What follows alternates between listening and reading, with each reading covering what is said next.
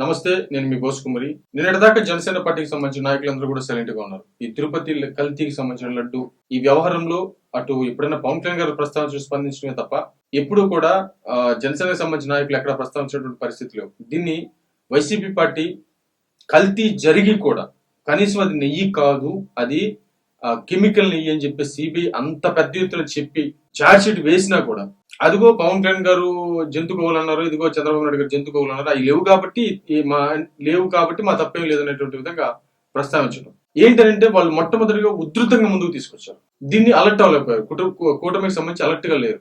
వాస్తవంగా అయితే సిబిఐ ఇచ్చినటువంటి ఛార్జ్ షీట్ లో ఖచ్చితంగా కెమికల్స్ కలిపారనేటువంటి విధంగా 250 కోట్ల కుంభకోణం జరిగిందనేటువంటి విధంగా 230 నుంచి 250 కోట్ల వరకు కుంభకోణం జరిగిందనేటువంటి విధంగా అదేవిధంగా 36 మంది మీద కేసు పెట్టి పెద్ద లెవెల్ జరిగితే దాన్ని డైవర్ట్ చేయడం కోసం 5 సంవత్సరాల పాటు భక్తులకు ఇచ్చినటువంటి విషయాన్ని దాన్ని బయటికి రానివ్వకుండా పక్కన పెట్టేసి ఎదురుదాడి చేసేటువంటి ప్రయత్నం చేస్తే వీళ్ళు తిప్పికొట్టేటువంటి ప్రయత్నం చేయలేదు. ఏ ఒక్క నాయకుడు మాట్లాడలేదు, ఎవరు మాట్లాడలేదు, లైట్ తీసుకున్నారు. ఎందుకు తీసుకున్నారు, దేనికి తీసుకున్నారో తెలియదు. మరి ఇప్పుడు మళ్ళీ ఎందుకు ఇలాగ బయటకు వస్తున్నారు అంటే బయటికి అంటే మామూలుగా రావట్లేదు. అటు జనసేనకు సంబంధించిన టీడీపీకి సంబంధించిన విపరీతంగా బయటకు వస్తున్నారు. నాయకులు ప్రెస్ మీట్లు పెడుతున్నారు, విపరీతంగా దీన్ని తిప్పికొట్టే ప్రయత్నం చేస్తున్నారు. మామూలుగా మంత్రివర్గం మొత్తం ప్రెస్ మీట్లు పెట్టారు, దాని మీద కూడా కామెంట్స్ వచ్చాయి. అదేవిధంగా ఎందుకంటే డ్యామేజ్ జరిగేటప్పుడు దాన్ని అడ్డుకునేటువంటి ప్రయత్నం చేయకుండా డ్యామేజ్ జరిగిన తర్వాత దాన్ని అడ్డుకునేటువంటి ప్రయత్నం చేస్తారు.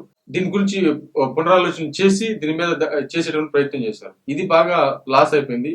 కొంత పై చేయి వైసీపీకి వచ్చేటువంటి ప్రయత్నం అయింది. కానీ ప్రజల్లోకి మాత్రం మళ్ళీ దీన్ని ఖచ్చితంగా వైసీపీ హయాంలో లడ్డు కల్తీ జరిగింది, నెయ్యి కల్తీ జరిగింది అనేటువంటి విషయాన్ని మళ్ళీ ఉధృతంగా తీసుకెళ్లేటువంటి ప్రయత్నం చేస్తున్నారు. జనసేన పార్టీకి సంబంధించినటువంటి వినూత్నంగా నిరసనలు తెలియజేస్తూ ఫ్లెక్సీలు పెడుతూ దీన్ని ప్రజల్లోకి తీసుకెళ్లేటువంటి ప్రయత్నం చేయడంతో ఇప్పటికీ వైసీపీకి కూటమి సమూజీకి వచ్చారు.